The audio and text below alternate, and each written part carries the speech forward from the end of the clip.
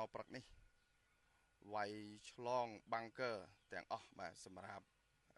hole ទី1 hole ទី1ផា4គាត់ឆ្លង bunker ផុតទាំងអស់ដោយសារគណៈពេលនេះគឺនៅទីលានវាយកូនកូ Garden City Golf Club ដូចជាមិនសូវជាមានខ្យល់ទេអាកាសធាតុដូចជាត្រជាក់ល្មមបាទសមគួរបាទ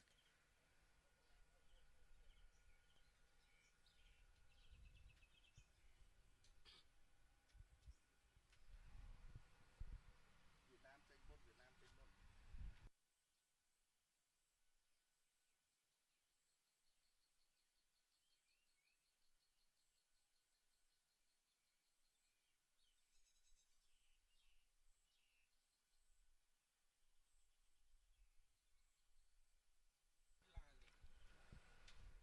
បាទគណៈពេលនេះគឺសតទី2ដំបងទី2កីឡាករឡាវ